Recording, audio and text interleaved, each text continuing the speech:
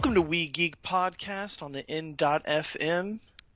Today is Wednesday, January 20th, and my name is Adam, and I'm joined by my good friend Logan. Hello. Hello, and yeah, man, so it's been quite a busy week. How have you been?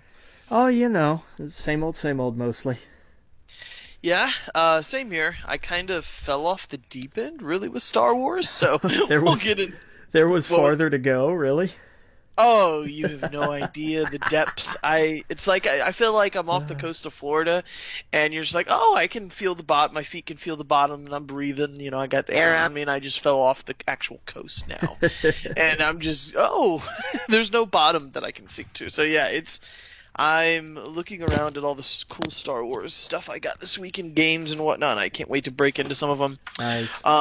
And I made a purchase that I didn't regret, but it was a ton of fun to do. But yeah, we'll get into all of that later. But yeah, man, I've just been having a blast trying to just work. I pulled in some overtime and just kind of relax. What about you? A lot of work. I got a couple games from GameFly today that I haven't had a chance to dig into yet, so I'll talk about them next week. No. Some older ones. Not like old, but like they've been out for a little while anyway. Oh, okay, cool. And I mean, that's pretty much been it. Playing a little Uncharted. Nice. That's been about it, mostly. Yeah, I haven't been on my PlayStation in like a week or two. I've been, I've just been, just working pretty much and playing the old Republic any chance I get. My good buddy Sean hopped back into it this week. I called him over the weekend and talked to him, and he was like, "Oh man, you're into it." And we talked about galaxies and all this other stuff and these cool people I've met, and I've just been playing that with him, having a blast. Nice. But yeah, man. Yeah. I guess I could bring it up real fast. I also some of the Star Wars stuff I got this week was the trading card game, which is pretty much like a card game, kind of like Magic the Gathering or any of those other kind of card games, but with Star Wars in it. Right.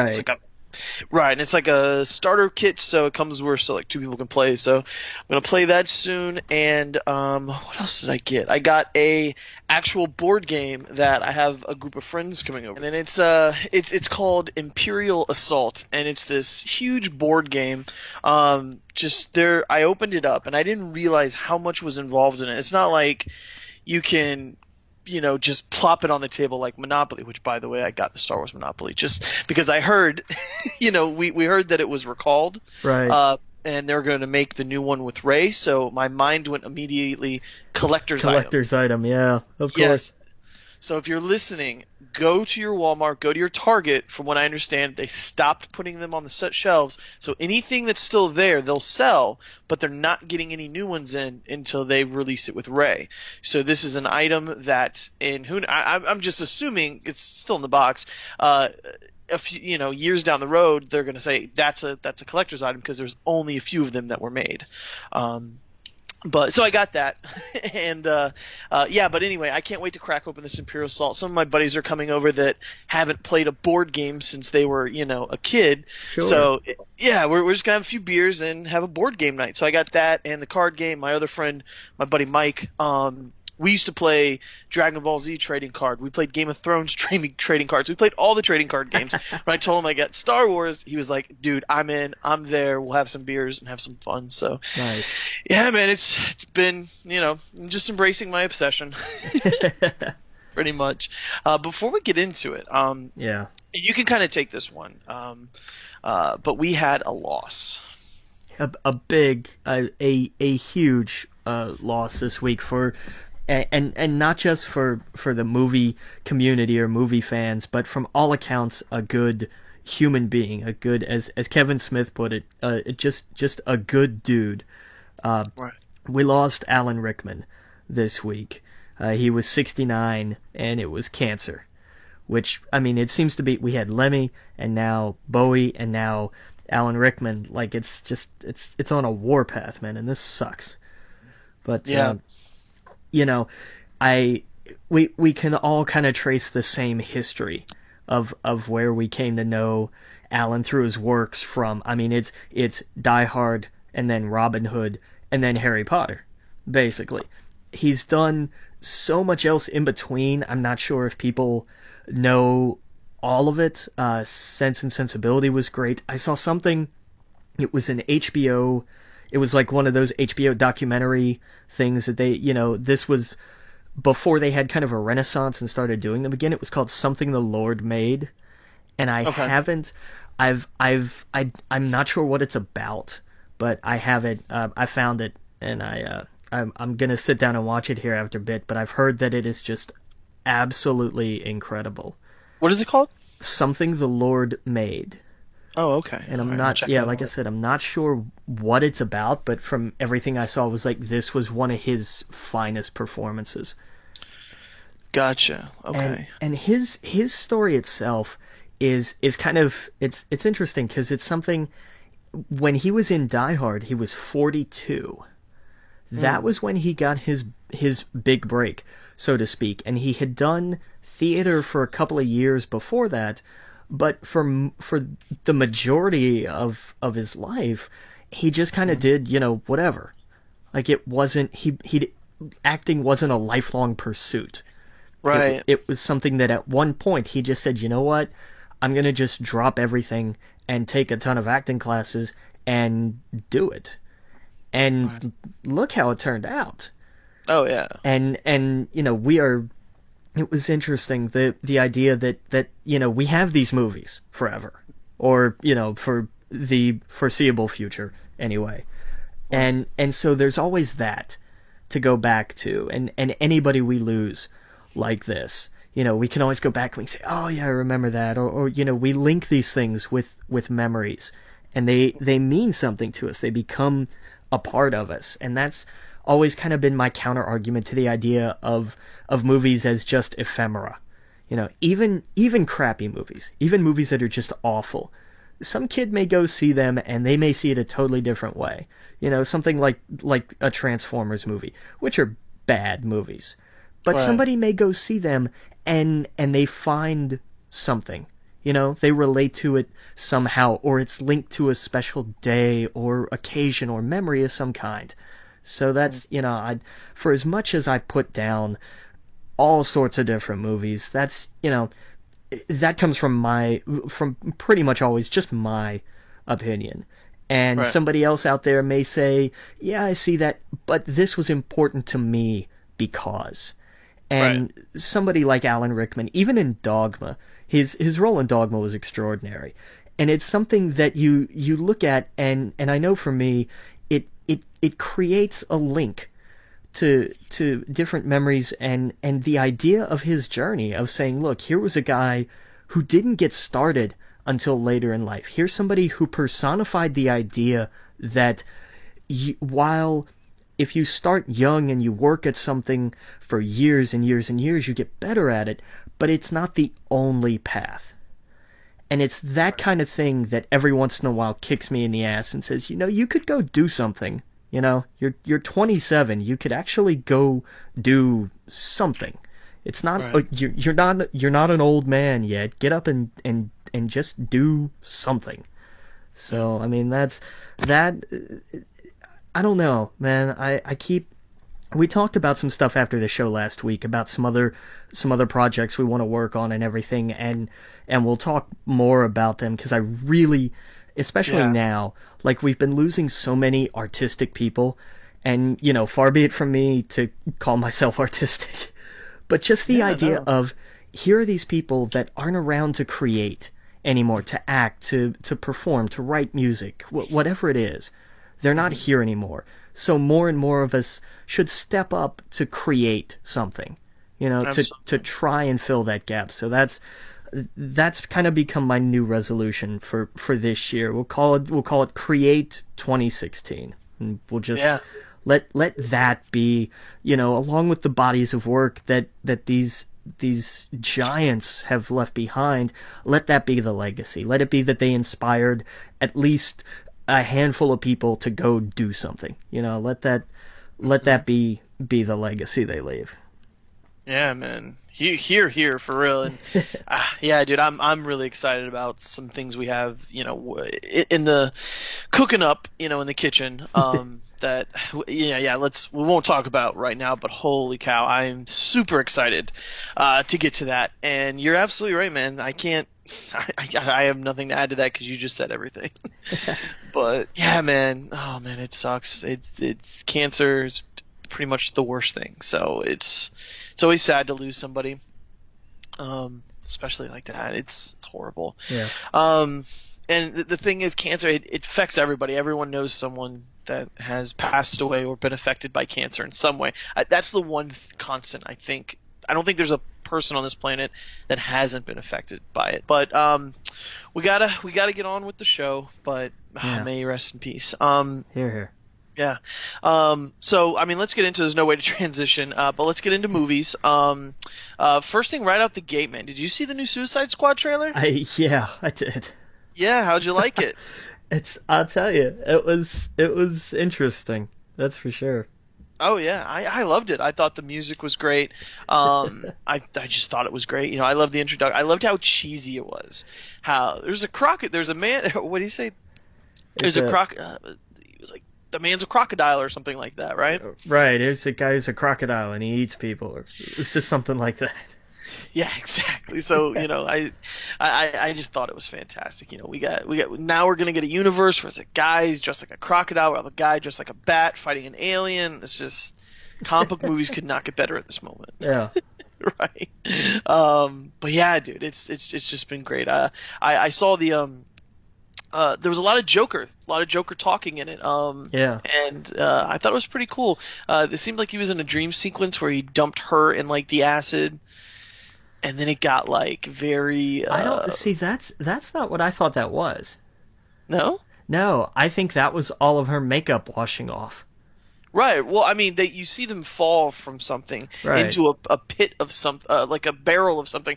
I thought it was kind of like, hey, what happened to me? I'm gonna baptize you, pretty much. At least that's in my head. I'm sure it's probably something else, but that's an interesting way to look at it, though. Yeah, I thought he was like, okay, I'm going to baptize you to become crazy like me, and in this vat of probably not acid because they're not going crazy, but that's just how I saw it. I was like, oh, that's pretty cool. And yeah, you see both of all their makeup kind of run, and it got very like punk rock, like 80s with the pink and the neon and stuff at the end, and I was like, okay, let's see what this is about. And I liked that they had Will Smith narrate. Oh, and I thought it was pretty good. But yeah, man, it was. I thought it was a good trailer. It definitely got me excited. Yeah. Let's see here. What else? You go ahead and take the next one. Yeah. James Gunn has said that the Guardians Volume 2 script is done. They went through 5 drafts of it. And it was interesting because each draft, like on he shared a picture of like the front page of the script, and each draft had a completed date and a color. And I thought that was interesting, and the way that they did that was so that the first draft was the white draft because it was done on white paper. Every subsequent draft, different color for different color pages, so they could just insert or take out as needed. Okay. Instead of having to reprint the entire thing for every cast member all over again. Oh, gotcha. That was interesting. Little behind the scenes kind of nugget there. I like that. Yeah, that's really cool. I can't wait for that to come out. When is that? It's coming out next year? Is it next year or year after? Is it 17 or 18? I don't know. We'll have to take a look into that. Yeah. I that can't come soon enough. Absolutely. Let's see here. Release date. I'm not 17th. Yeah, or May 5th, 2017. Nice. So next year, a little over next year and what, 4 months now, give or take. Yep. Oh cool. Yeah, that should be real good. I think that's when. Isn't it around that time when Episode 8's coming out? So we're gonna get like a Guardians movie and Star Wars movie within a few months of each other. Is that when 8's coming out? It's coming out 2017, right? Right. But is it May or is it a little Because they're not, Disney's not going to double book itself like that. Right, May 26th. Well, that gives it enough time. Oh yeah. Oh yeah, ew, man, I would space them out further than that. I definitely pull Guardians a little, earlier than. That's just a few weeks. Yeah, that's true.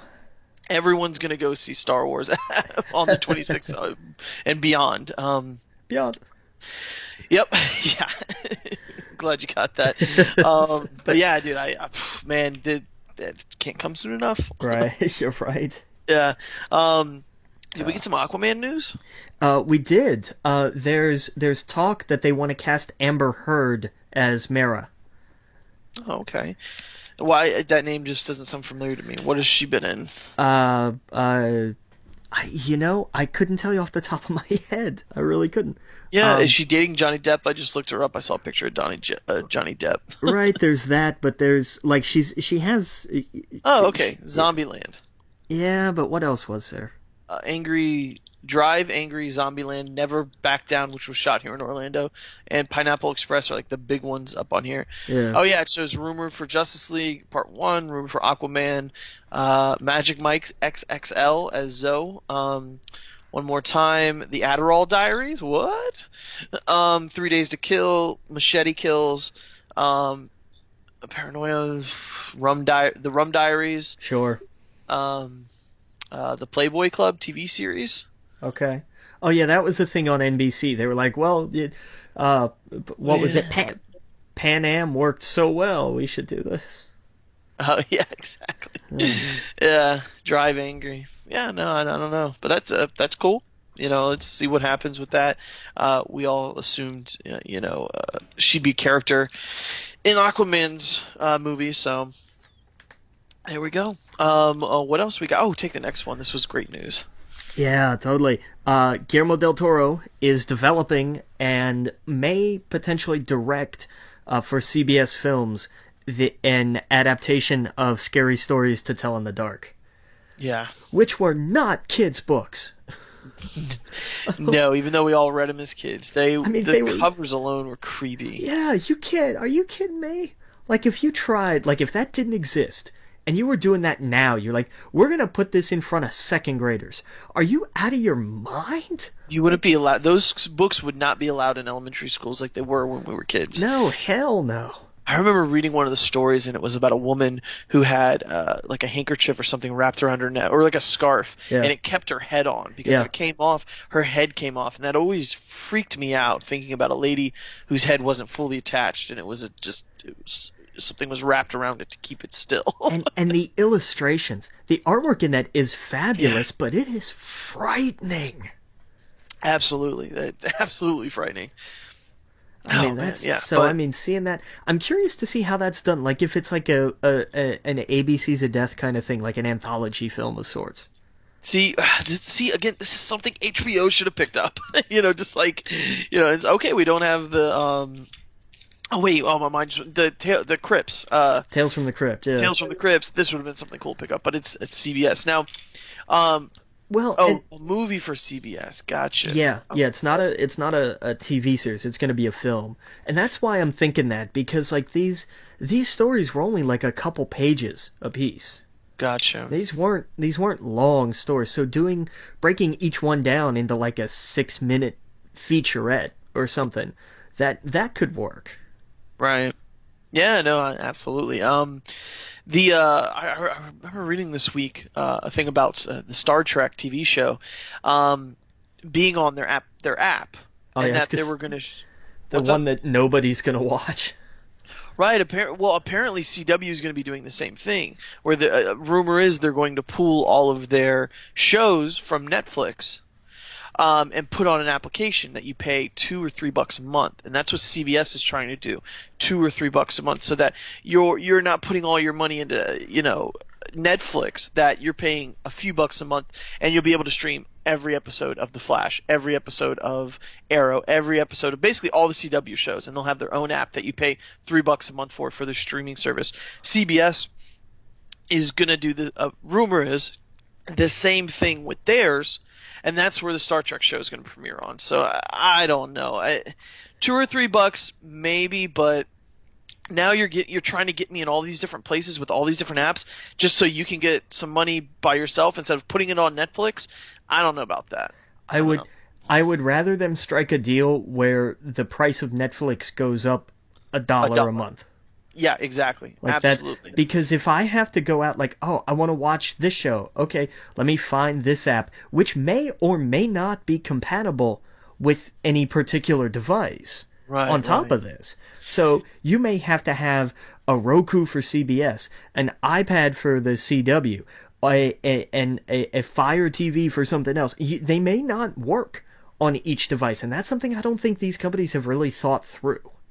Right, exactly, and that's not anything. And I don't want to do that. Yeah, no, that's too much of a hassle for me. Even if they're all organized, they could be done alphabetically in their own folder. It would still be too much hassle. Like we are so accustomed to, hey, what's on? Well, I'll go to Netflix and then I'll search for it and then I'll play it. Well, what's on now? Well, let me back out of this app. Let me open this app. Let me log in. Now let me search for it. Oh, and there's still commercials. Yep. No, I don't. I hate this idea. I hate it. Yeah. So no, here I completely agree. They're getting greedy, and I see what they're doing. They're basically going, wait a second, we can just do the same thing, charge less, not have the entire library of everything else. And yeah, they see Netflix becoming its own. It's not just their own network. It wasn't just the own platform. They're their own network now. Their TV shows. Whenever I hear of a Netflix show, even if it's the silliest, stupidest thing, I'm like, I'll give it a chance because everything else is great. Yeah. But yeah, dude. Anyway, back to scary stories. Can't wait for that to happen. You take the next one. This is fantastic news. Yeah, I love this.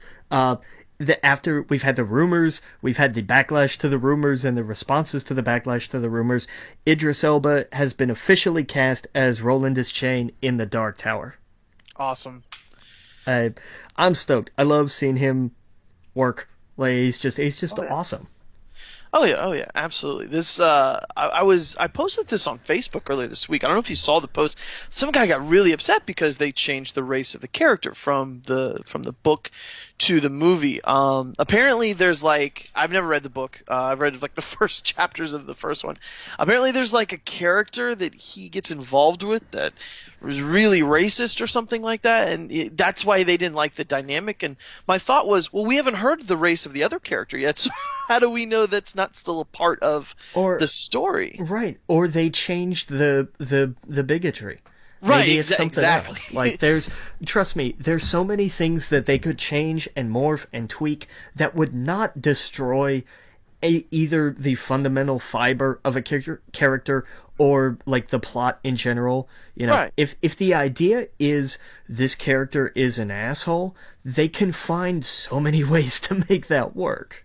Yeah, totally. And that's when it comes to literature, I think it's the easiest place to, take somebody and you just give it to the best actor or actress that comes in the room and steals the show and just is everything that character is, then give it to them. I totally get when you see someone for so long and they're iconic, visual characters. I totally get why you want to make it similar.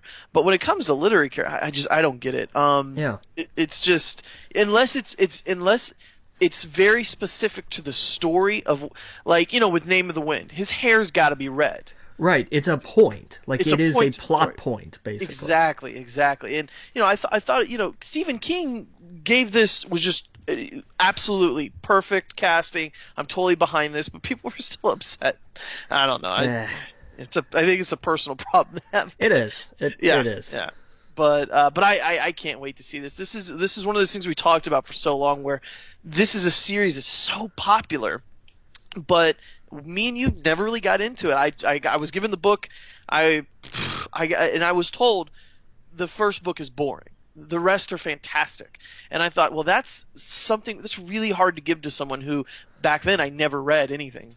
Maybe every blue moon. That's hard for me to go, oh, well, I'll trudge through this novel to get to the good one. That doesn't work like that. You can give me a few episodes of something and tell me it's boring, But a whole novel, I'm like, I don't know. Well, that's how The Wire keeps getting presented to me.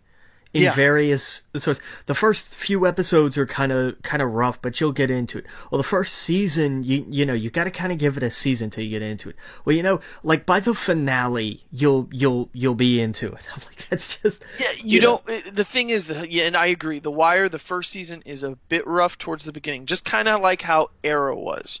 But with The Wire, I don't know why. I can't explain it. By the time you end the series, you realize the genius of what the first season was. Sure. If that makes sense, because the first season, I'm like, why do I care about these characters? Why I don't? Because I don't. I don't care what's going on. They're not explaining anything.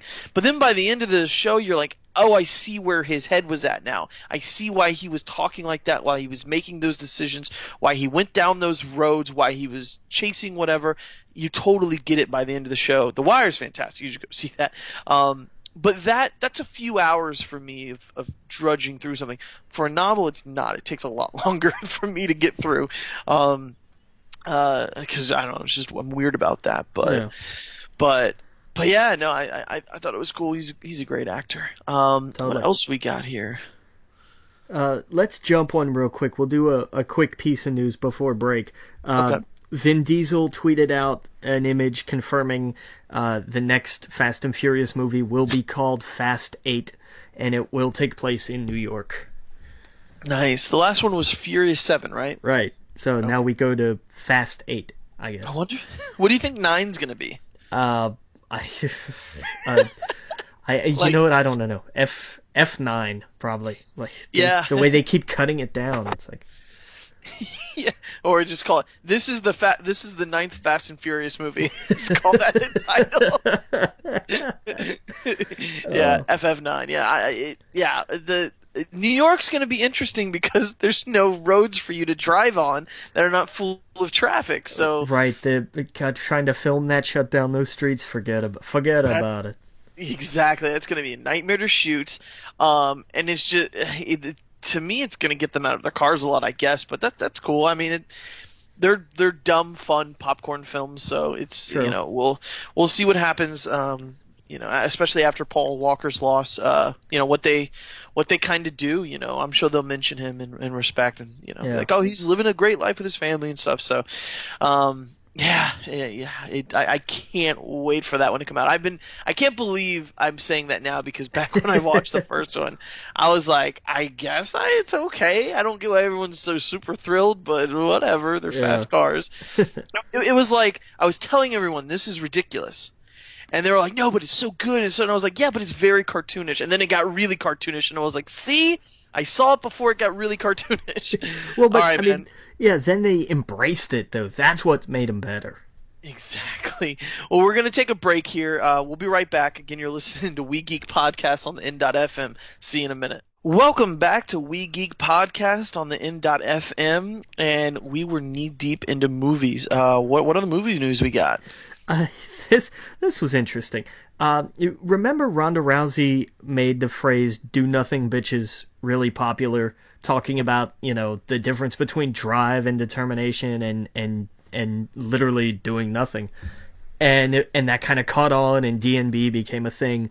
Well, they're turning that into a comedy. Paula Pell, who wrote Sisters, that had Tina Fey and Amy Poehler in it, Right. that opened on the same day as Star Wars because they had no faith in this movie whatsoever, I guess. Wow. She is writing a comedy that will co-star Tina Fey and Ronda Rousey. Oh, wow. So that'll be a movie? Yeah, that's interesting. She's getting so much work. Well, she's not champ anymore, so there's that. No, yeah, and hey, when you're making buku, I'd totally rather be an actor than getting my face pounded in every other month. Yeah, I'd take that too.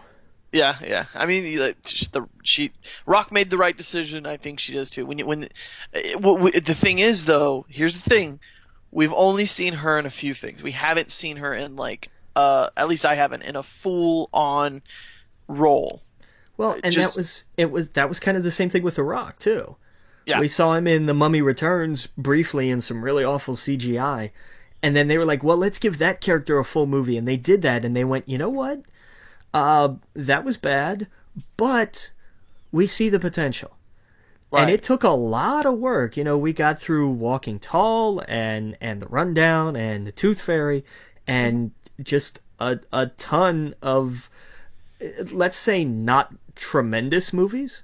Right. Some of them weren't too bad. I enjoy The Rundown. Because it's silly. And they, again, you find as they kept working with these movies, they found some of the nuggets of The Rock that worked. That kind of cockiness and goofiness, along with a kind of like a real honest front in a lot of ways. And they were like, well, now we can work with that. And it's paid off for him. It took a while, but he got there. Right. Yeah, and that's what I think she can do. I mean, there's a movie we'll talk about in a little bit that I saw called Hateful Eight, and when Channing Tatum's in it, and completely took me by surprise because I didn't realize he was in it. And it was one of the first movies I saw of his where I was like, because the ones we saw before, what was the one with him and Jonah Hill? 21 Jump Street. 21 Jump Street. I think he's great in that. He's hilarious in that, but he plays off kind of his weaknesses, where it's kind of like a dumb comedy. He's the dumb guy. Right. Yeah, Jonah's a smart guy. So they played off of what he was. But this movie was the first movie where I sat back and go, he's actually kind of acting in this, and he's not doing a bad job. There you go. And so he's not in it much, but I was like, wow, okay. I did not expect that, and a Quentin Tarantino film, of all things, that's that last place I expected him, but it was pretty good. It was pretty good. But okay, yeah, so 2-0 bitches, that's a thing. So all right. What else we got here? Hey, if it works, go with it. Why not? Yeah. And come on, like, can you see? Like, I think I read somewhere this is whole gonna be like a fitness instructor kind of thing. Like, she's gonna play a Jillian Michaels kind of character. Okay. Yeah, so that makes she be right at home. Yeah, and it'll work. And I want to see. Again, I want to see the range broaden. They're putting her in all of these different movies aside from her own, and now she's doing the Roadhouse remake, and now this. Like, I want to see. I like seeing people get a chance. Give them a shot. And if they tank, then they tank. Right. And then if they do kind of well, and then they seriously tank, they wind up making Pixels. That's just. Yeah, exactly. Yeah. Oh man, how does he still get work? I don't know. I don't know. It's awful. I'll go ahead and jump into a quick review. I saw The Ridiculous Six. I wanted to gouge my eyes out. Oh God, it was awful. It was just plain old awful. But he's still, he's locked into, what is it, a 3 or a 6 picture deal with Netflix? Why? Why would they do that? I don't know, because his last movies worked so well with Grown Ups 2 and Jack and Jill and Pixels, and he just has a track record of just suck. Yeah. So I don't know what the process was. I would love to see him go back to being funny. I would love to be excited about an Adam Sandler movie for once in a generation. But I don't, it's like when Jim Carrey was presenting at the Golden Globes. I was like, Jim, I remember when you were really hysterical. Come back to us. Right. Come back. Like, Dumb and Dumber 2 was not the Renaissance relaunch that he was looking for. Right. And I'm bummed because I really like Jim Carrey and I want him to be in funny movies again. Mm-hmm. But if I see that he's going to make the number 24, I'm done with him totally. Like, just... Yeah. Wait, the number 24? Right, because he did number 23, so the sequel would be 24. Okay, gotcha. I'm like, what are the number 24? Yeah, that was bad. It was bad. Kept writing it everywhere. Yeah. But yeah. What we're saying is, rest in peace, Jim Carrey. No. Oh no, it's horrible. No, not funny. Not funny. Yeah. No. Just like The Ridiculous Six, not funny. Yeah, Ridiculous Six. Yeah, no, I'll never watch that. What else we got here? We got some Assassin's Creed news. Yeah, filming has wrapped. The principal photography is done as of the 15th. I think it was announced. Okay. That's gonna be interesting. God, he was so good in Jobs, I thought. Oh, wasn't he though? Yeah. Did we talk about that last week? No, I don't think so. Yeah. God, so good. Was he nominated for Best Actor? I think he was. Okay, all right. I'm not sure off the top of my head, but I think so. Yeah, that film surprised the hell out of me. It was everything you said. I forgot if we've talked about it before. Everything blurs, so I don't know if I've mentioned it. But yeah, no, Assassin's Creed. Yeah, I mean, I'm interested, I guess, but I don't know. I don't know how they're gonna pull. It seems prime for a movie franchise because you can hop from different generation every time to kind of keep it up. Right. But that's not something he would do. Like, he couldn't do a different, generation or a different time gap, right? Like, if they go to a different year. I don't know. Maybe. Like, change his appearance a little bit, I guess. It's possible.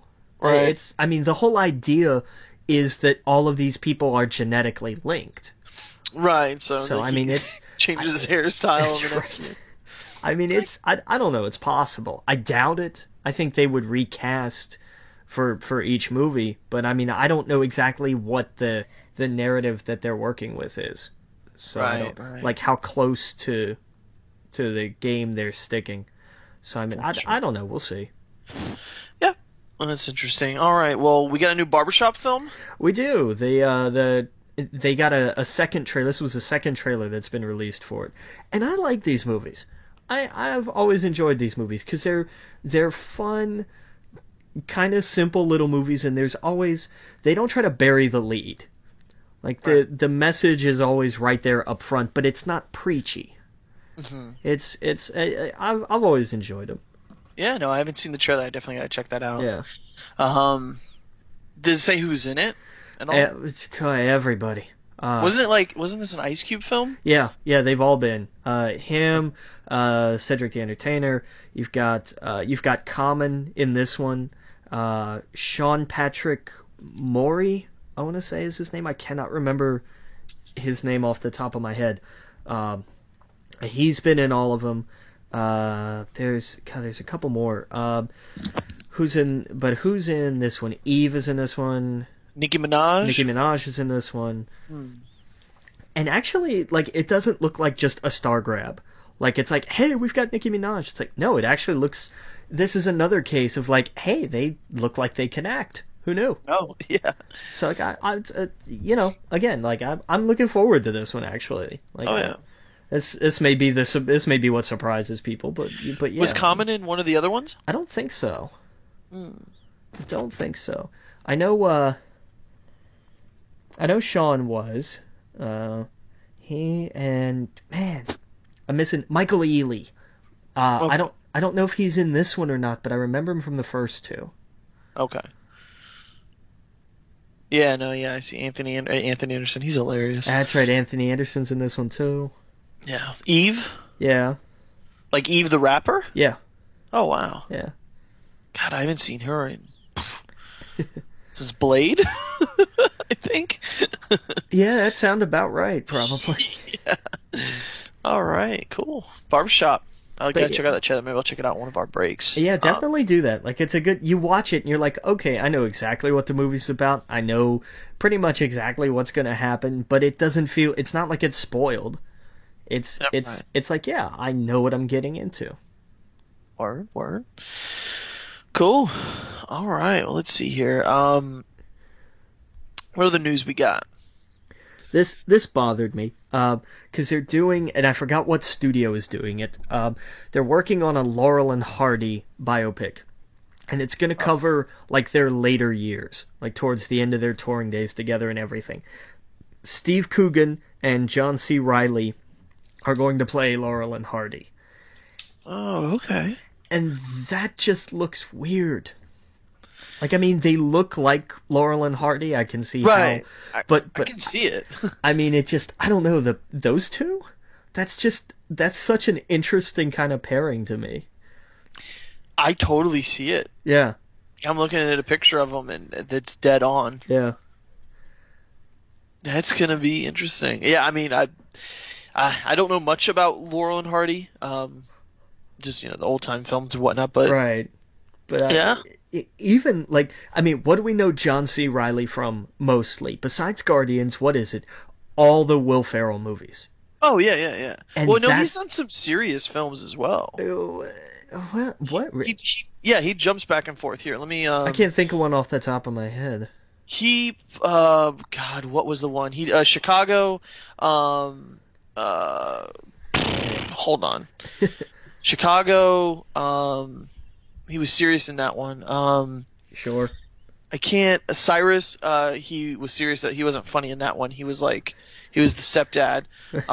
There's a difference between being serious and being not funny. Now. Well, yeah, no, his role was not supposed to be funny. He was like a dick. Yeah. He was in The Thin Red Line. Hold on, I'm trying to. He was in Boogie Nights. Yeah, well. Yeah, no, he does. He does do dramatic that bits. line. He can do serious. Okay. Yeah, and I can't take him seriously. He did the Aviator. God, I was going to say Avatar.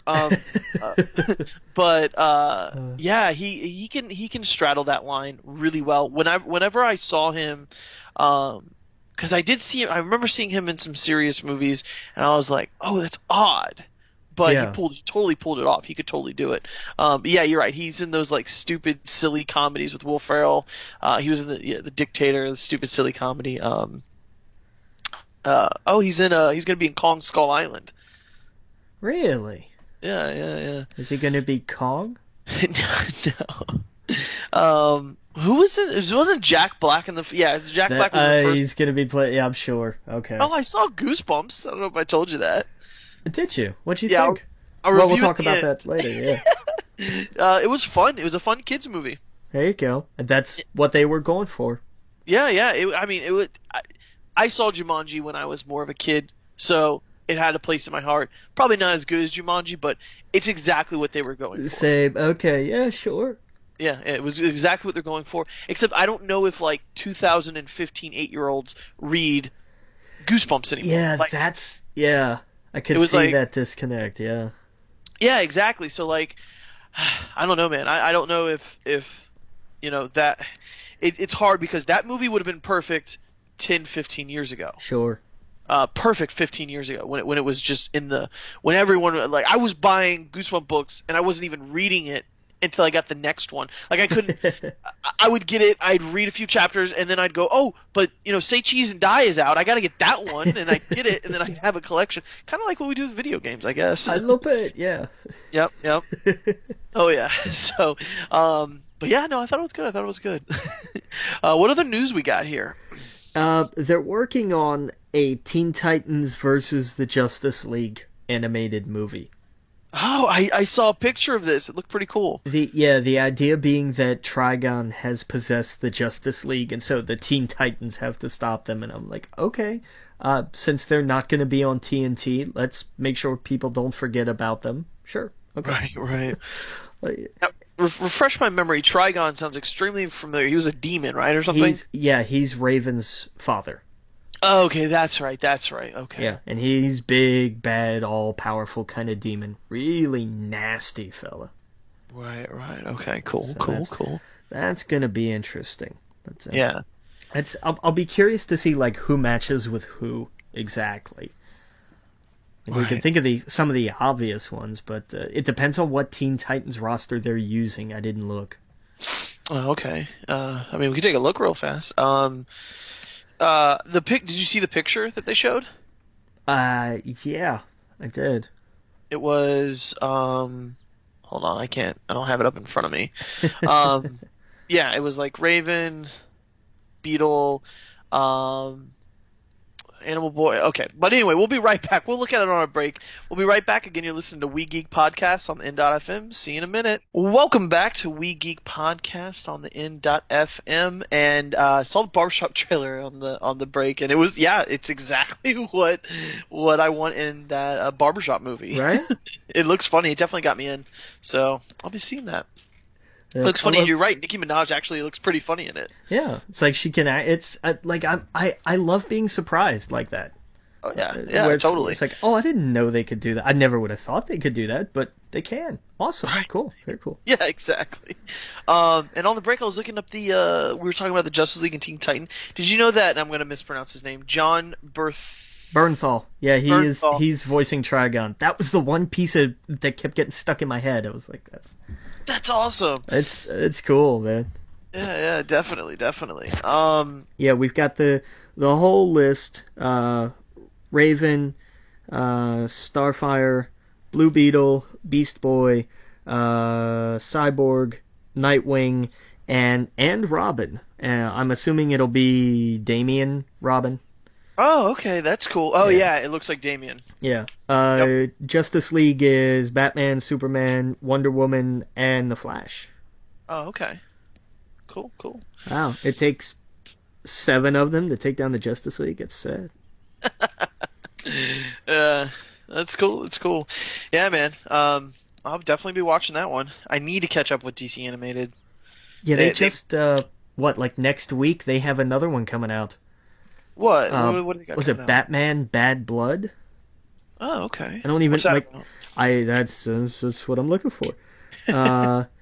DC his family. Okay, so Batman's missing, and the Bat family has to protect Gotham in the meantime. Oh, okay. I don't know what. Sounds like an arc that always happens in the comics. Oh, right.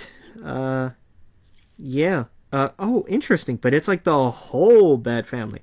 There's Nightwing, Damian, you have Batwoman and Batwing. Oh, okay. Interesting. Well, now I might have to watch that. Yeah, for sure. Yeah, I'll definitely put that on the list to watch as well. Yeah, that's very curious. Cool.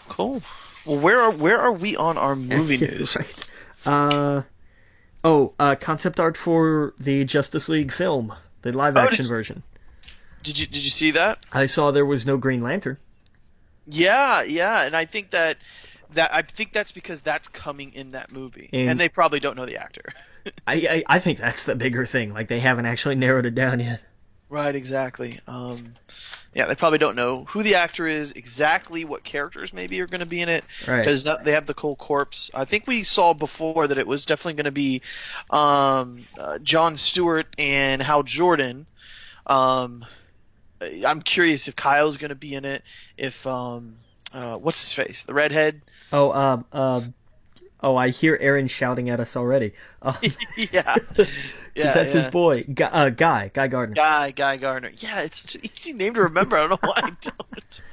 And he's actually one of my favorite of them. You know, he's Hal Jordan's probably my favorite, but Guy's interesting, especially in the Red Lantern Corp. But yeah, man, that I keep saying when I talk about DC Comics, that looks interesting because it does to me. We've only seen Man of Steel, which was disappointing to a lot of people, a little bit to me. But I want to dive into the DC movies like I did the Marvel, and I want to enjoy them. Yeah. So, we'll see. We'll find out. What else we got? Yeah, we got the Justice League. Do you know J.A. Boya? Am I saying that right? Not off the top of my head. He is reportedly in talks to do, or rumored to do Jurassic Park. To direct. Oh, the next one? The next one, yeah. The next Jurassic Park film. Okay. Spell that name out for me. I want to look it up. Yeah, Bayona. Bayona. I know that. Yeah, he did The Impossible, which was a few years back. Apparently, it's rumored that he's going to be doing that. For the sequel, it should be interesting. Because I was curious who was going to jump on that now. Right. That he's gone off to do Star Wars. But yeah, that's who's rumored to be doing it. Let's see here, what else we got. Did you see all the Deadpool news? I did. Some of this was really awesome. Yeah. Like, apparently. Okay, so I guess 2 nights ago in New York City, I don't know what they were doing, but they did an impromptu screening of the unfinished Deadpool movie. I guess they're still tinkering with some of the post-production. But Ryan Reynolds showed up, Stan Lee showed up, like a bunch of people showed up and surprised an audience and stuck around for questions. I guess did you hear about the woman who wanted to? She started a petition online to make Deadpool PG-13. Oh my god, why? It's so not. Oh. If you know enough about the character to say, oh, I could share this with my son, you should know that this child must get older first. Yeah, he's not a PG-13 character. No. I mean, the thing is, you probably could do the movie, but it wouldn't do him justice. It wouldn't That's work. The problem. No, I don't think it would. Right, exactly. So it's, I thought Ryan Reynolds' response was pretty funny. He said, people ragged on her. I think that's an awesome mom. When I was 8 years old, I wanted to see 9.5 weeks, but my mom didn't make a petition. I thought that was perfect. But yeah, man. So yeah, he showed up and just surprised an entire audience and showed them the film. So there's a whole group of people out there that have seen this, and we have not yet. Yeah, right. Yeah. Well, we've only got a few weeks. We'll be fine. Yep. Yeah, it won't be too long. What else we got here? My favorite for this is still like the romance marketing material. Oh yeah, it is so perfect. Oh, it is the stuff that is so. It's not exactly untrue, but it's like that's it's like taking. It's like if you build Saving Private Ryan as a group, here are a group in search of their buddy, they're wandering Europe looking for their friend. Not exactly the message you want to portray, but not entirely inaccurate. Right. So putting this, it's Ryan Reynolds and there's romance, honey, we should go see this. Like, oh sure, that's believable.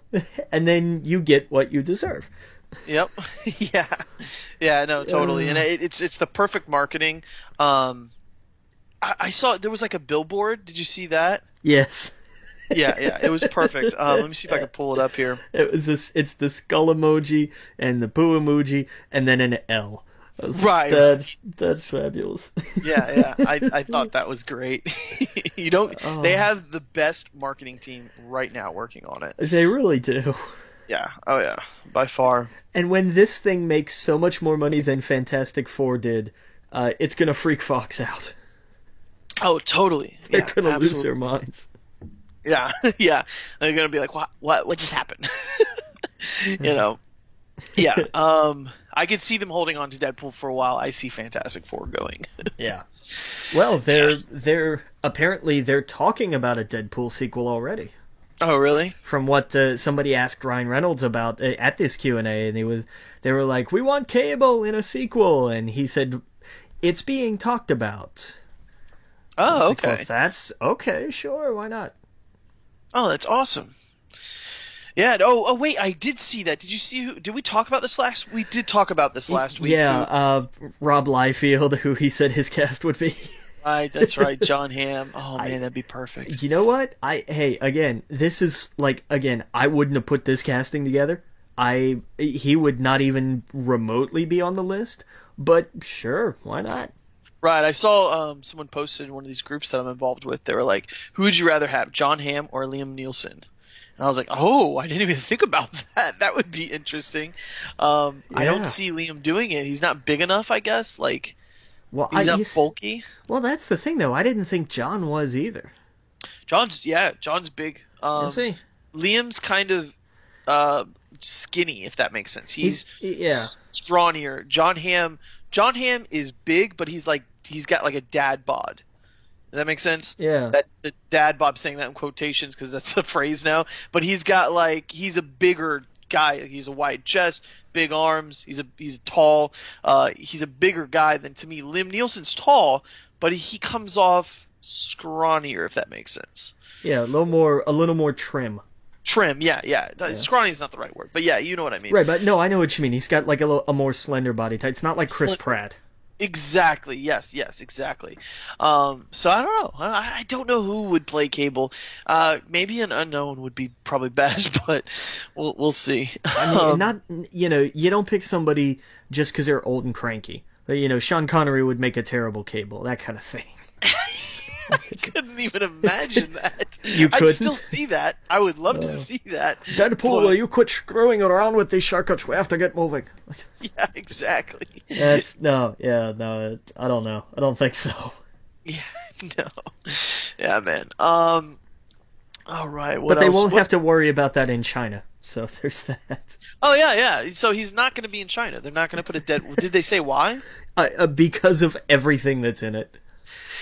Yeah, I guess They probably... did. They listed because of the language and the sex and the violence and it's like everything that makes Deadpool is why they won't screen it in China. Oh, that sucks. Sorry, China. Oh well, you're lost. Oh well, you got Star Wars, so there you go. Right? You win some, you lose some. Yeah, exactly. Yeah, all right. Well, we're going to take a quick break. Again, you're listening to We Geek Podcast on the N.FM, and we'll see you in a minute. Welcome back to We Geek Podcast, and we're a little bit over halfway, and we still haven't got out of the movies. There's just a little bit of information left. Did you see all the backlash for the Oscars for the lack of diversity in the nominations? Yes, and I agree with it. I don't understand why. And it's not, people say, well, talent. Yeah, well, you know what? Give, Idris Elba for Beasts of No Nation, to begin with, was incredible. Right. Shame on the Academy for not that. And I have to go back and look up his name because he was somebody that I was not familiar with. But you could pick almost anybody from Straight Outta Compton. You really could. But my favorites, Corey Hawkins, who was Dre, if I remember right, he was tremendous. And you had, I'm pretty sure Corey was Dre. Yeah, Corey was Dre, and Jason Mitchell was E. And give him an Oscar for that performance. Right. And I mean, I kind of see both sides of this. I see, do you give it to someone of color for diversity's sake?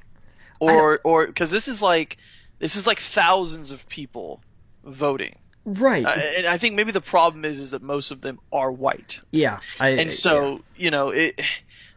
For one, I never agree with the Oscars. I think they're just bullshit to begin with. Star Wars should have been nominated. It's all opinion based, right? It's all these critics that shit on good movies. I don't know. There's 5, right? They do 5 movies. 8. Half of. Oh, they do 8 now. I'm sorry, because I know it's jumped. Yeah. But most of them are bullshit indie films that no one's seen. There's some good ones that the popular that are popular, but for example, Mad Max is in there, and which could fit into either of those two categories, really. Exactly. Mad Max is weird. Those are the ones I lean toward when I see those in there because I'm like, oh, that's a movie for me. It's weird because everyone's a critic, right? Right. Everyone has an opinion. I'm more a fan than I am a critic, and I'll say that from I'm thinking about the videos that I'm going to be doing coming up in the next year. And the first thing I'm going to say out the gate is I am not a critic. I'm a fan. So when I talk about the film, I am going to be a fan about it, or I'm going to tell you straight up what I don't like about it or what I do like about it. But, I'm not going to come at it with a skilled – you know what I mean? It's just going to be my opinion. I'm not a – I think a lot of critics overthink it. I don't know. So anyway – what I was back to what I was saying is that I think the problem is probably because it's mostly white people voting. This isn't a new thing. This happens all the time in the Oscars. And that's another part of the problem. Exactly. Yeah. So I mean, it gets into that debate where sure, yes, absolutely, there should be more diversity, but I don't want them to do it for diversity's sake. Okay, we see what's happening, so we're going to throw these people in here because we feel they should be in here because someone said something. No, I think that it should change because they need more diversity in the voting. They need more people of color in the voting, and that's one thing I didn't get, because they were saying it seemed to be like, well, where are the black actors, the black actresses, and it's like, where are the Asians? There was an extreme lack of a lot of other races. It should be, and that's why I think it should be more of a diversity as a whole, if that makes sense. Right, and I get that, but like, look at the other thing with this is, like, you were talking about talent. Let's look at Best Actor nominations. Right. You've got Bryan Cranston, Matt Damon, Leonardo DiCaprio, Michael Fassbender, and Eddie Redmayne. Mm-hmm. It's hard to argue against those five. It is. That's the thing. That's why I'm like, I hate it and it sucks, but they make a good point in that case. Now, on the flip side of that, you look at supporting actor.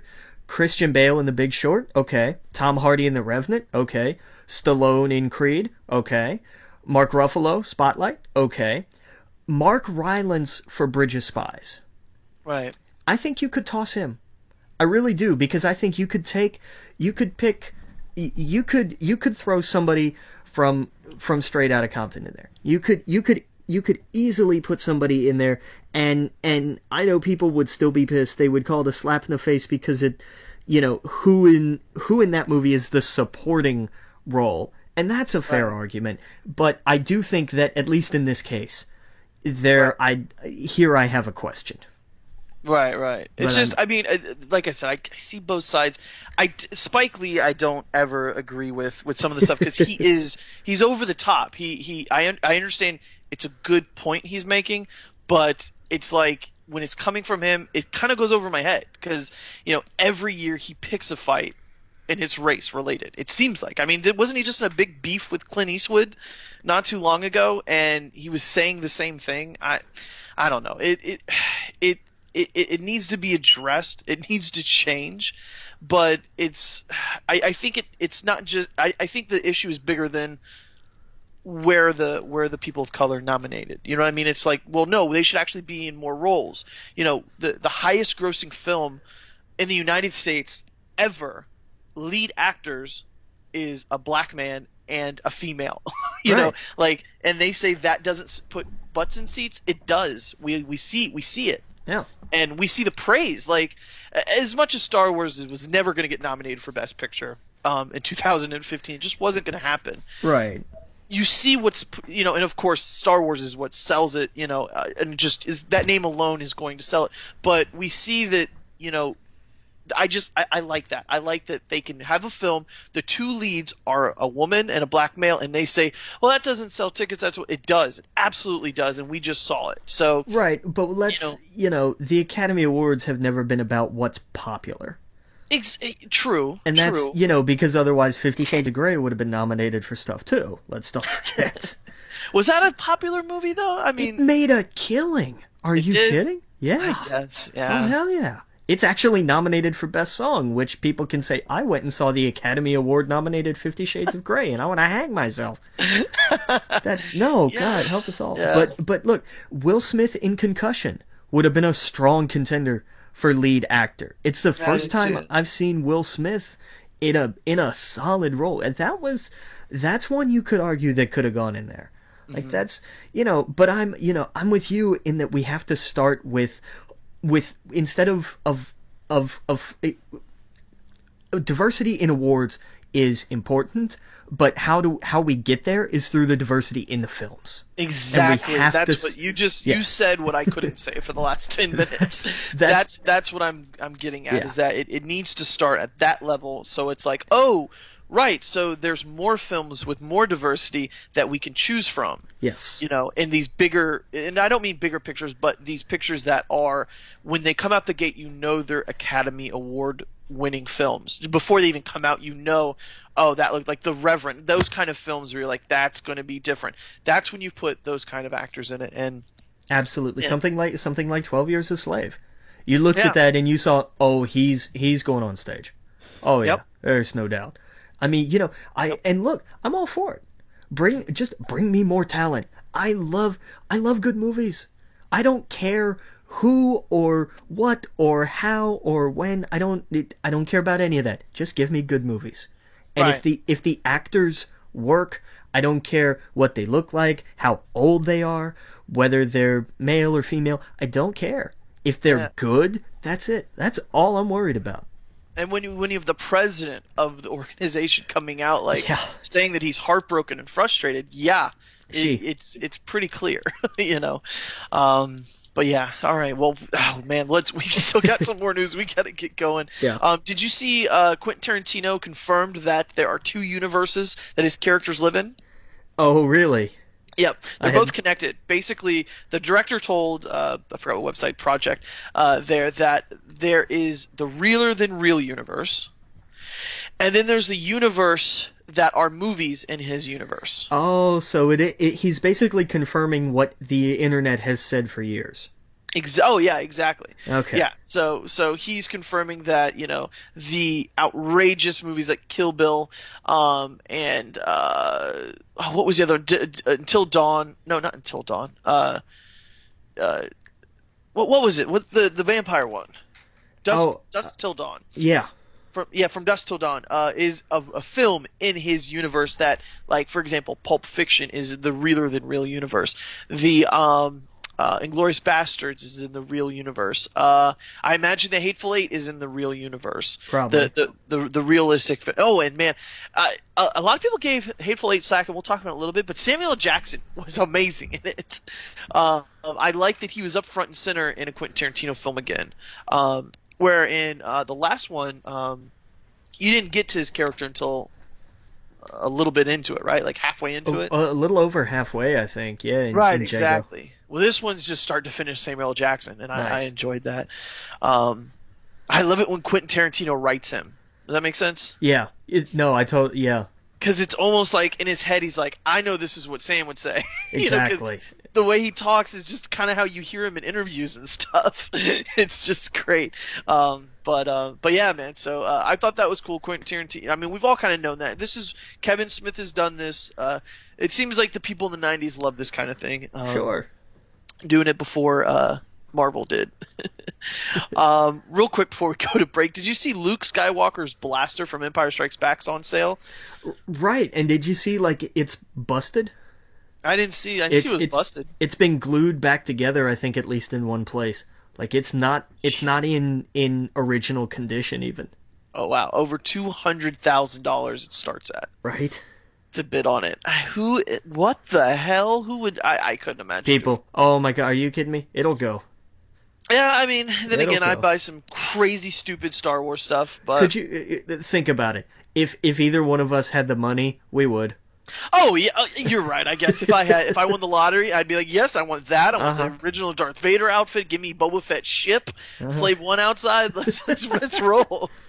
Yeah. Oh yeah, give me Chewbacca's mask. Literally, my house would look like the cantina. I would make it look like that. Dude, that'd be pretty cool. Exactly. Well, we'll be right back. Again, you're listening to We Geek Podcast on the N.FM. We got 17 minutes, man.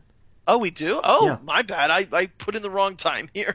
Oh, you had... Okay, I see what happened there.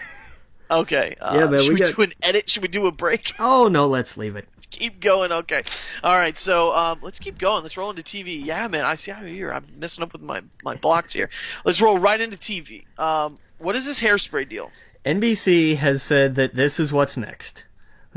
Every year, it's a live show. Every year, it's worse than the last. So this year, they're doing Hairspray. Yeah, I've never seen any of these. It's just Didn't 30 Rock do a live TV show? It was 30 Rock did like a live episode. Well, but that's different. The idea of doing live TV. Taking an episodic show and doing it live. The West Wing did that at one point. They did here, we're going to do this as a live thing. Okay, fine, whatever. That's one thing. But saying we're going to do a live stage production. Okay, you better bring your A game. And they haven't. Well, Hairspray, that was when John Travolta cross-dressed, right? Right. Okay, gotcha. And it was a musical before that. Right, okay. Gotcha. And what's his face? Zac Efron, right? Was he in that? He was still a kid, I think. Okay. I didn't know that. Yep. Yeah, I saw him in the. Oh, there was something we didn't talk about, the Neighbors 2 trailer. Oh yeah, I thought that was funny. I kept watching this and I'm going, this. I felt the same way like I was watching the first Neighbors. I was like, why am I laughing at this? Like this is not things. This is not something I usually find funny, but I'm laughing at it. Why? You know, he would be a good young Han Solo. He could do it. I think he could do it if they'd have to change his. He change his looks a little bit because we haven't really seen him with that kind of hair. I don't know. I think he could pull it off. He's a great actor in those movies. Like he pulls it off. Yeah. And he's got that swagger too. That's what I thought made him and Dave Franco so good in the first one. Yeah. Oh yeah. Yeah. Absolutely. Is Dave Franco in the new one? I don't know. I didn't see him. Oh, okay. All right. Let's see here. Let me see. Neighbors 2. Yeah, he's in it. He was funny. Yeah, Selena Gomez out of nowhere. I was like, oh, okay. That's cool. But yeah, no, it looks funny. Turn off the hose. It's not working.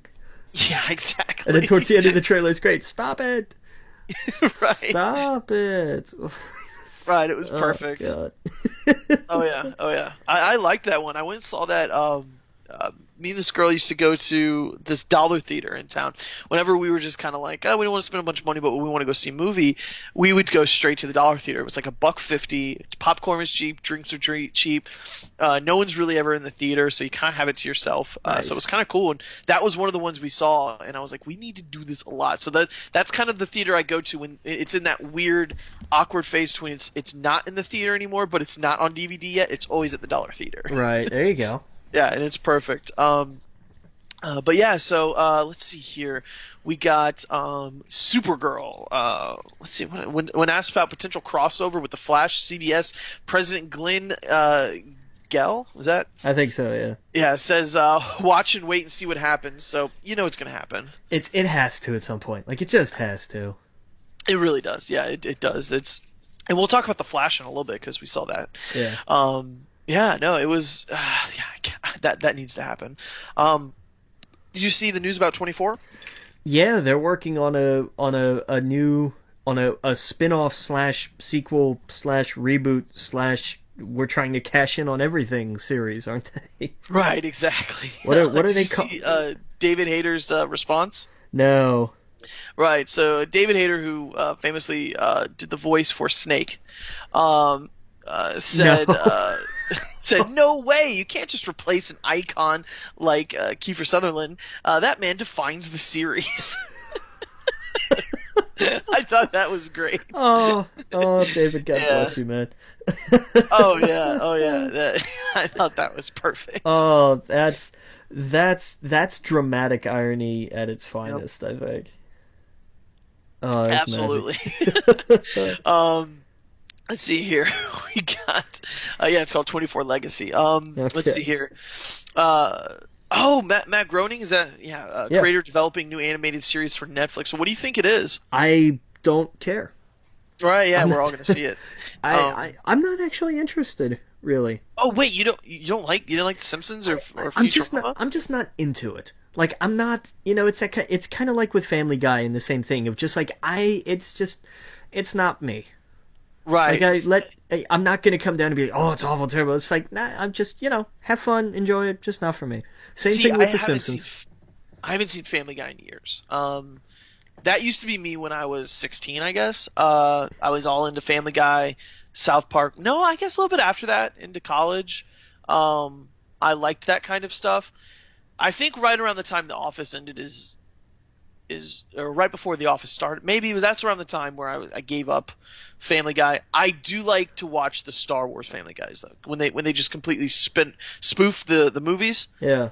Those are fun because I don't know why, but of course it's Star Wars. So, but other than that, I don't care. But Simpsons was different. You never liked The Simpsons, or was this like a new thing?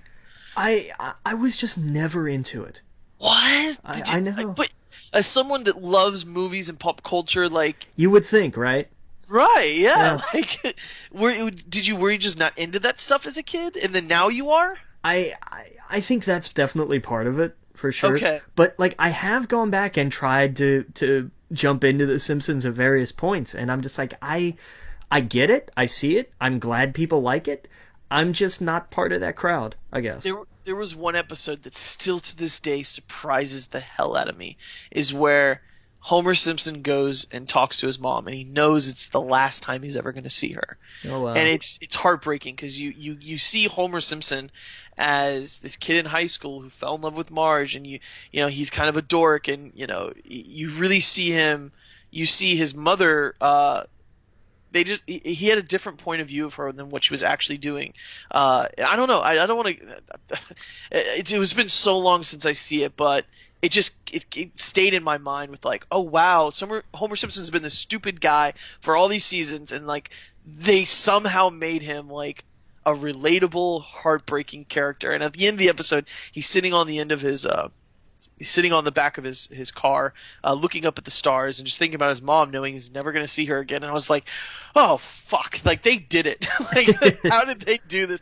That was, to me, the genius of The Simpsons is it can be stupid, off-the-wall comedy, but at the same time, it had heart behind it. There was actually good writing in it, where it wasn't just stupid slapstick comedy, which I think at a distance most people saw The Simpsons and was like, they cuss a lot, and my kids are not going to watch them. You know, we all know those parents in the 90s that did that.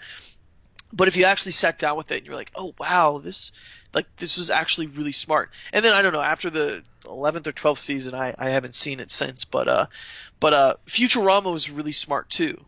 So, you know, I'm interested in seeing what he does next. Apparently Netflix has like 2 or 3 new animated TV shows that are really good, and I gotta check them out. Okay. There was one about a family in the 70s. I saw a trailer for it not too long ago, and it was F is for fun. family or something? I think that's it, yeah, and I want to check that out. Everyone says the Bo Jackman's pretty funny or whatever. BoJack Horseman. There you go, yeah. So, we'll see. What else we got here? A series of unfortunate events. Neil Patrick Harris in PH cast as Count Olaf in the upcoming Netflix series. Speaking of Netflix. Yep, yeah, man, we got so much Netflix stuff. Pretty much all TV stuff today is Netflix. More or less. Yeah, absolutely. So what do you think about this? Wasn't this the Jim Carrey movie? Yeah, that was the role he played. Right. Oh, okay. Yeah. So I don't know. That'll be neat. Yeah, I completely forgot what that movie was about. I know he was in an attic, and he was, I don't know, he's weird looking. I couldn't tell you, but I haven't seen it in forever. Yeah. We got some Punisher news, some good Punisher news. Yes. Yep. Marvel reportedly developing spin-off from Daredevil, centered around John, what's his last name? Bernthal, anti-hero, rumored persist for Elektra spinoff. So I don't see an Elektra spinoff. Hey, you know what? I don't know. We'll see how the character works. How many spinoffs are we gonna have of Daredevil? It's gonna be like Arrow.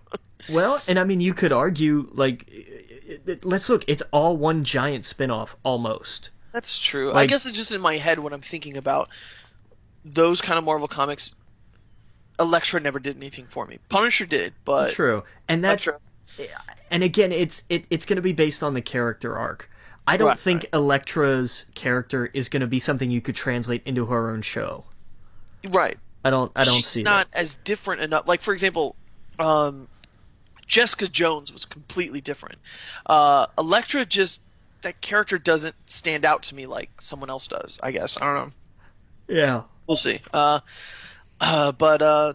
Speaking of Jessica Jones, Marvel announced Netflix will definitely get a second season following the premiere.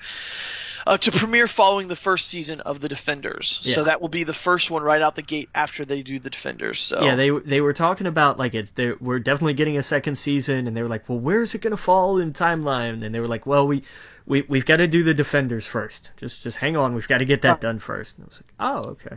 Well, yeah, I mean, as soon as The Punisher was being talked about, that was one of the biggest things that came back was, well, wait a second, I hope this doesn't take the place of Jessica Jones Season 2. That would be disaster.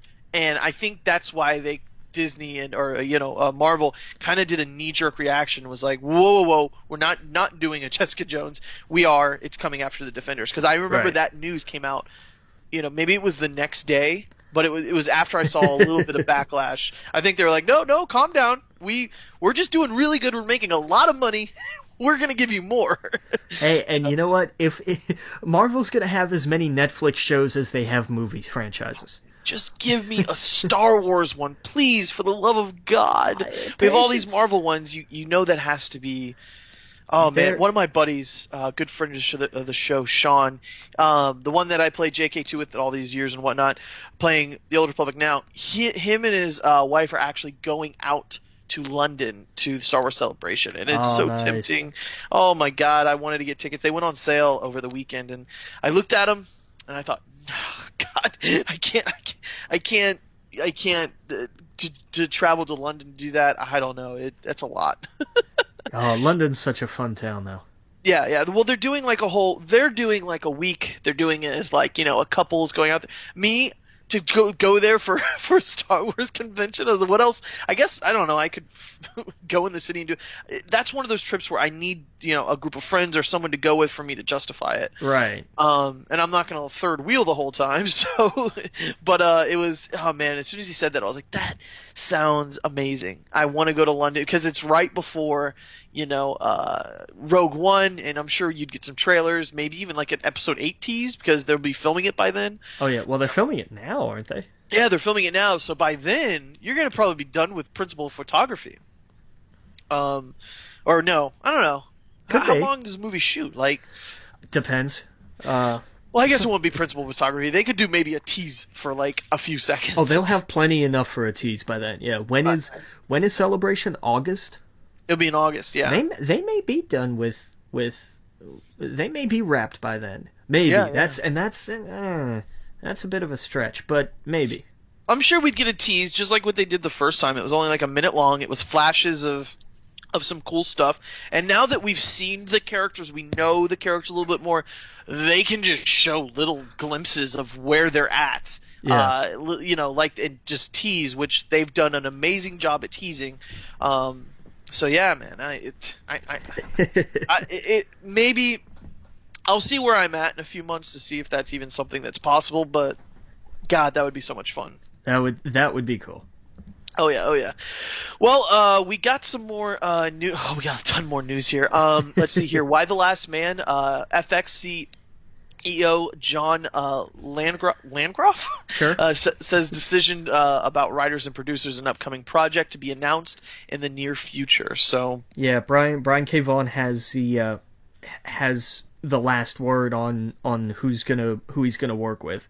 Oh, that's cool. So hey, I'm all for it. Why not? Absolutely. We got the Flash CW releases photos of Earth 2 versions of Killer Frost, Caitlin Snow, and Deathstorm Ronnie Raymond. Yeah. Okay. Bring it on. Let's go. Yep. Absolutely. I'm back into this universe now after tonight. Let's go. Bring it on. Yeah. Yeah, dude. It completely shocked me that it was back already. I was like, what? Yeah, like it's already back. Awesome. I thought we were gonna wait a little bit.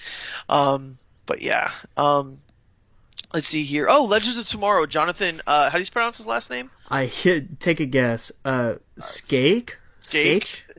Yeah, Ray Donovan. Cast as Jonah Hex in guest starring role with potential to become a recurring cast member. That's cool. We talked about this a little bit, right? Yeah. They announced like they were putting him in the show, but they didn't have a casting announcement yet. Oh, okay. Yeah. No, dude, that's good.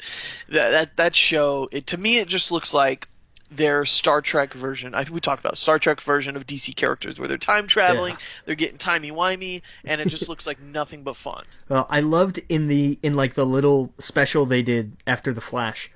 They said if Arrow is this gritty vigilante crime drama and Flash is the sci-fi family show, then Legends of Tomorrow is just bananas.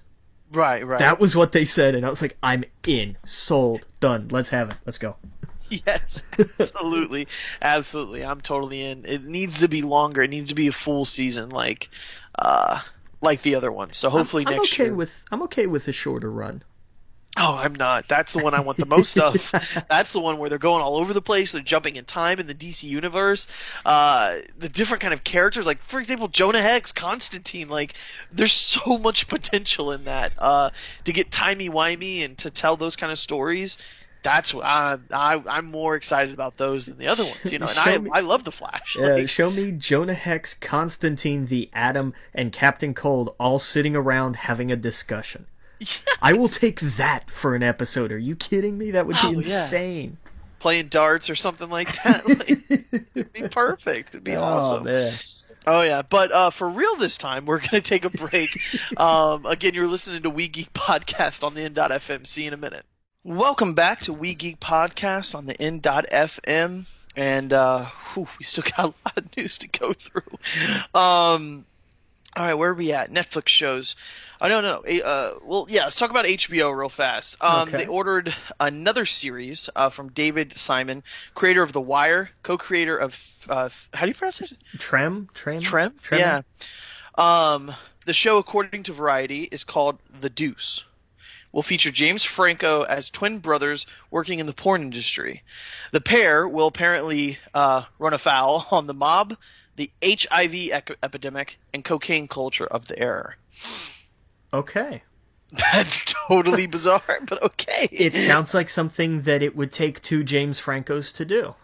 Yeah, pretty much. I'm totally in. That sounds interesting. Okay. Now, see, had anybody pitched this 5 years ago, I would have said, "You're going to give me two James Francos?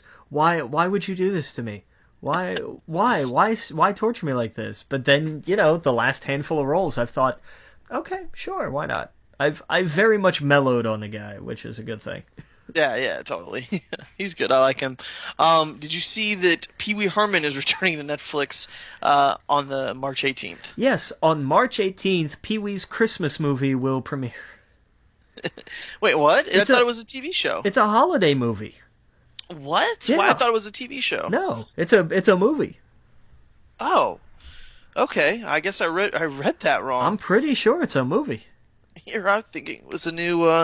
Yeah, no, you're right. It's a big holiday movie on March 18th. What are they thinking? I guess they want to get a jump on the retail stores. Yeah, what the heck are they thinking? We're gonna start Christmas before April Fool's Day.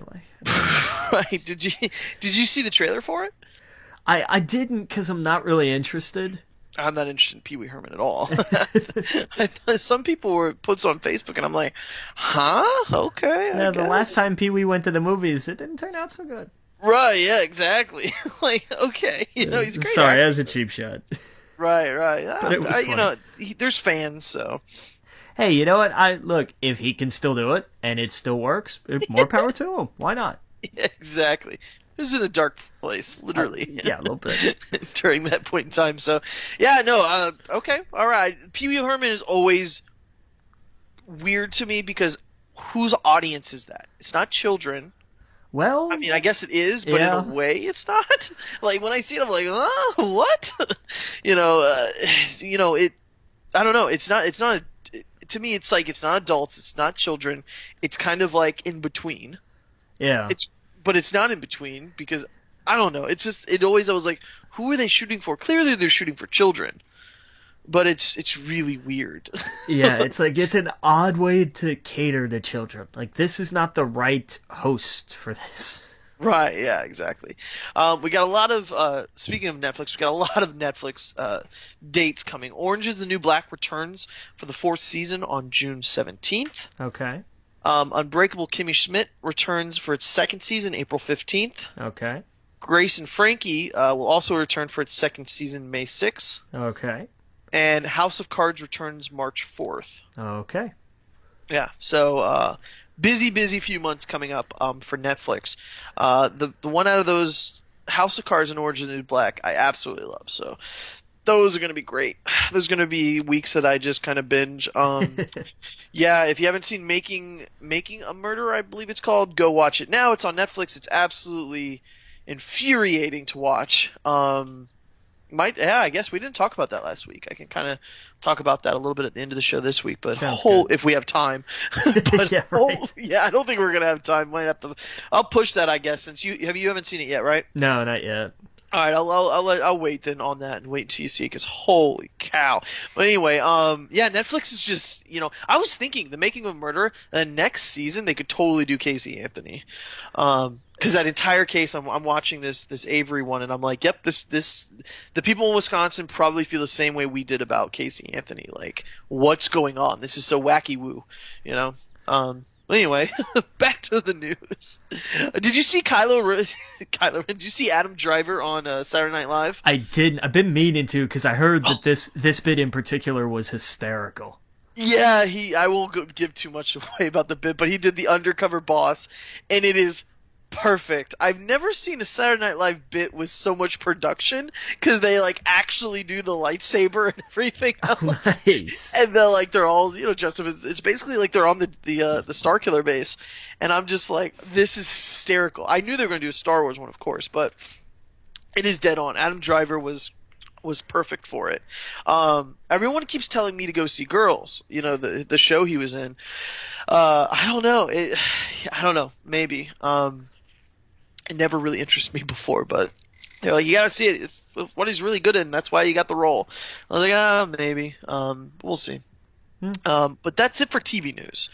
Let's move along to some video games. Did you see this news about a video game developer once sentenced to death in Iran on espionage charges was among the Iranian Americans released from prison? Really? No, I hadn't seen the details of it. Okay, yeah, Amir, and I'm going to mispronounce the last name, Hekamati, 32, has been in Iranian custody since 2011. He faced death penalty charge during his original trial, but was ultimately sentenced to 10 years in prison. He was released along with Jason Razane, a reporter from the Washington Post. Saeed God, I can't pronounce his names. Basically, a pastor also from Boise, Idaho, and Samik Namazai, a businessman held since October. So yeah, he was a video game developer. Let me see what he did. Yeah, I thought it was crazy. But apparently he was a part of the whole. I could understand why they would throw in a reporter and a pastor. And even a businessman. I would get that, but a video game developer. Well, yeah, he once a video game developer. Why he was over there, I have no idea. Oh, he was in the military, I believe. Yeah, he was allegedly spying for the CIA in Iran, and I guess he used to be a video game developer. Okay. I don't know what he did, though. Hold on. Let's see what game he worked on. Yeah, that'd be interesting. Just really out of curiosity's sake, if nothing else, Yeah, video game company Kuma Reality Games. Let's see here. I've Not never sure heard who of would them. do that. We'll probably get Dino Hunters, I guess, would have been the one he worked on. I don't know. Yeah, so it's just, I was like, what? When I saw that news in the video game stuff, I was like, that's crazy. But yeah, I guess it was part of the nuclear deal that they struck with Iran to get him out. So Interesting. yeah, definitely. Poke Tournament will be released on March 18th. Yes, coming to Wii U March 18th. Yeah, Pokken Tournament I meant. I saw in the store standing in Walmart the other day, because there's 2 lines open when there's 26 different lines. Right. And it was one right next to where all the cards and stuff are at. And I was looking at them, and I saw that there's Pokemon cards with Pogs in them now. I don't know why. They're not Pogs, they're the coins. Oh, okay. It's just like it's like at the start of a successful NFL game, you're supposed to flip a coin. Oh right, yeah. God, that was. Oh man, I'll tell you that what. was heartbreaking. Everyone knows I'm a big Packers fan, and so watching that game was so stressful. Yeah. And then when Aaron threw it at the end, I was like, "Yes, we're in overtime, and we're out of overtime. We lost." That was just a roller coaster of emotions. Hey man, me and my Steelers, I'm right there with you. yeah, exactly. But I'm rooting for your Panthers now, though. I hope they take it. Man, you know what I mean. Now that I don't have a dog in the race, I'm like, let's give it to them. They deserve it. They got a lot this year. Anyone but the Patriots, right? Here. Oh God. Toast. I'll drink to that. Yeah. I'm sure your state's going crazy right now with the Panthers. Oh my God, are you kidding me? We had, like, for anybody that doesn't follow me at all, and I don't blame you, I deliver pizza. And on Sunday, I was the only driver we had, and by the end of the day, man, I was beat. What are they thinking? One driver with... Hey, schedules get made in a hurry, so, it's like, hey, you're the only one in. Okay, great, let's call some other people. And they're not stupid. They see they're like, oh, I know who's calling me. Ignore. Wow. They're like, I'm not going in today. Yeah, man, that's like the one day that I imagine you guys would be super busy. Well, we're gonna fix that for next week, because it's the same schedule next week. Oh wow! Dude, oh hell no! Jesus, yeah, man. Good lord. And especially it just in the playoffs in general too. Like just for that, people are going to be ordering more and everything. But with the Panthers in the playoffs, even though it's a home game, right? We still get we get a huge spike in business. Jeez.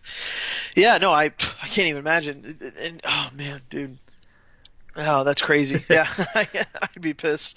Whew. But yeah, damn, we got so much news here. Miyamoto, I read that wrong. Miitomo, a chat app, uses Mi to be Nintendo's first mobile title releasing in March. This is something I read a while ago. Yeah. Yeah. Okay. So it's a chat app using Mii's. Yeah, pretty much. So like, Nintendo doesn't like adding social stuff in their systems, but that's the first thing they're coming out with on a mobile phone. Well, and let's think about that. That's a smart play.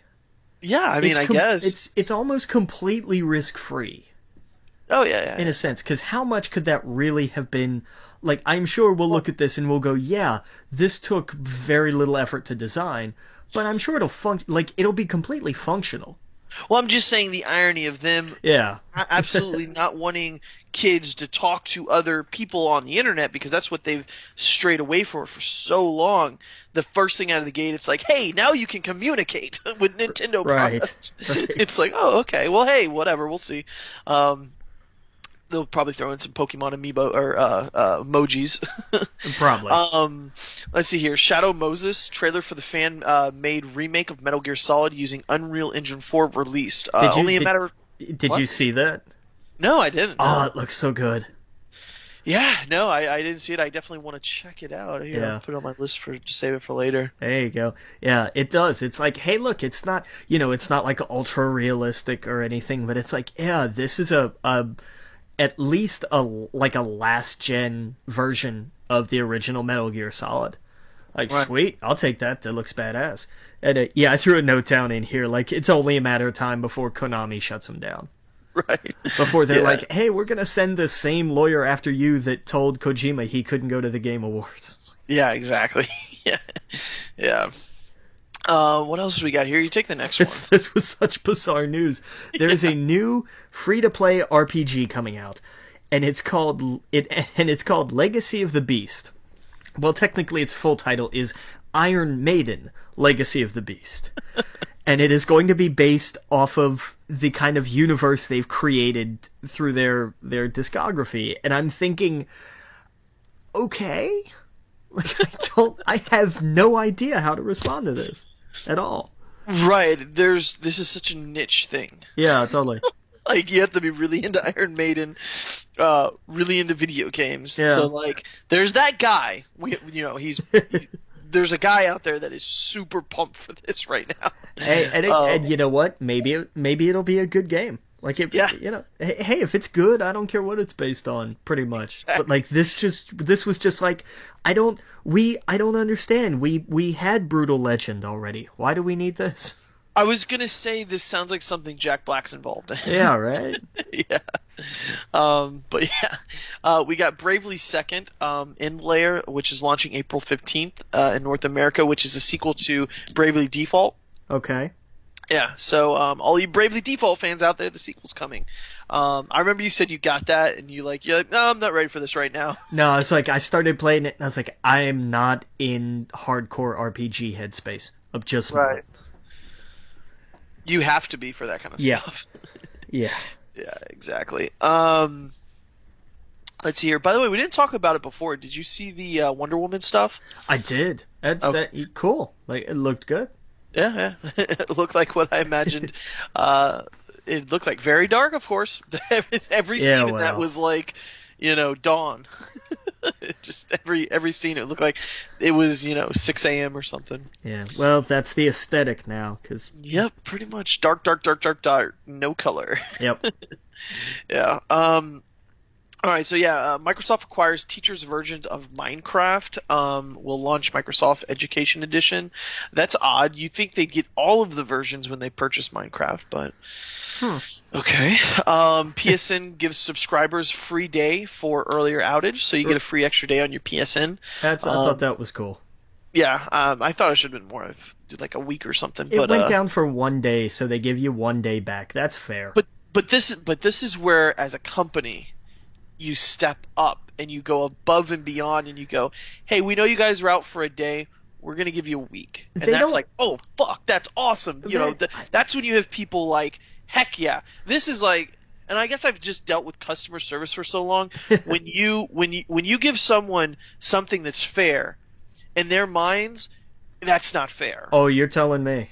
Exactly. It's like, no. I want you to go above and beyond. I was out of service for this amount of time. I need a week. That's in their heads. You're going to get a better reward, and a week is what to them? That's not much. That's something they give away free to every new user. Yeah, fair enough. Yeah, but anyway, we'll be back again. You're listening to We Geek Podcast on the N.FM. See you in a minute. Welcome back to We Geek Podcast on the N.FM, and got a little bit of news left. Rock Band 4 now supports song export from the original Rock Band. One caveat: you have to have purchased the export key beforehand. They're not reselling it.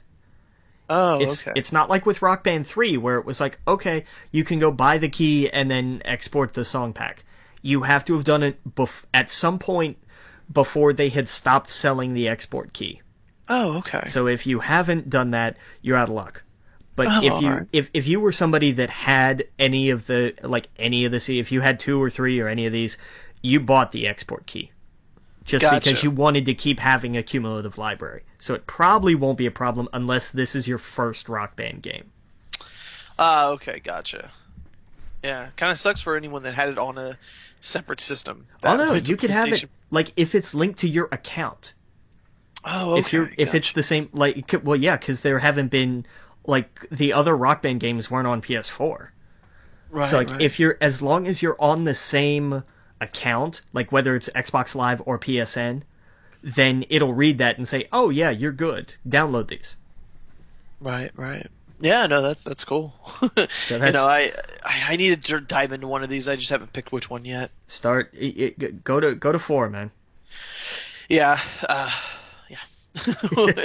I'll get to it probably in a month or so, I'm thinking, but yeah, I want to pick one up. I've been wanting to do it for a while, just everything gets in the way. We got some comic news real fast before we jump into our reviews. Star Wars comic was announced. Marvel announces new series focusing on Poe. How do you pronounce his last name? Dameron, yeah. Awesome. We've been talking about this for a while. We definitely wanted Star Wars books set in the timeline of the new movies, and this is supposed to be before it, probably like 5 years, I believe it said. Yeah. Well, it'll be like, how did Poe get to be such a great pilot kind of deal. Exactly. And who was it again? It was it was Charles Soule that's doing it. Right. And he's great. So met him at a comic shop. So that was fun. Cool dude. Total cool dude. So that's awesome. We got Gang of Harleys. DC unveils a new miniseries coming April revolving around Harley Quinn's Gang of Harleys. Sure, why not? Okay. Yeah. Marvel makes Steve Rogers Captain America once more. So apparently he is not going to be old man Steve Rogers. He's going to be back to young man Steve Rogers. We all saw that coming. Yeah, we did. Yep. There was a tease also for what was it, Dead No More? Oh yeah. Did we talk about that last week, or did we talk about that this week? I don't think we talked about it last week. Okay, yeah. So you thought it was maybe Professor X? I thought it might have been Wolverine, but we'll see. I mean, we have Old Man Logan, So he's technically not exactly dead. Right. I think they're taking a character who's dead, and bringing him back. Yeah, no, I actually really liked your idea of it being Professor X. That'd be great. But let's get in some reviews, man. Let's first talk about the book that we read this week. What did you think of Lost Stars? Man, I loved it. Oh, that's it was so probably good. one of my favorite Star Wars novels. Yeah, it was awesome. And I loved the story progression. It starts before A New Hope, and it follows past the end of Return of the Jedi. Right. And it was perfect up to the Battle of Jakku. Mm-hmm. I loved it. That was the bridge that we all wanted. Right. Yeah. And the characters. I loved the characters. I loved the leads, and I loved how they played. Like the writing was phenomenal. It yes, really she has a was book solid. coming out soon. A new book coming out, I believe, in March. Okay. Called Star Wars Bloodlines. It hasn't been announced what it's about, though. It's there. called Star Wars New Republic Bloodlines.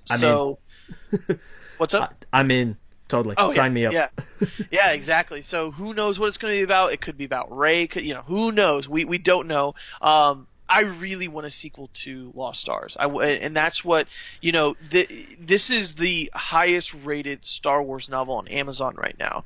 Just to give you an idea of how well received it's been. I saw some of her tweets and stuff like that. They're just overwhelmed at how well received this is. And, even a lot of the critics were saying, like, it shouldn't have been, labeled as like a young adult novel, because this is some of the best writing for a Star Wars novel, and that's the best thing about it, is anyone can read it. Absolutely.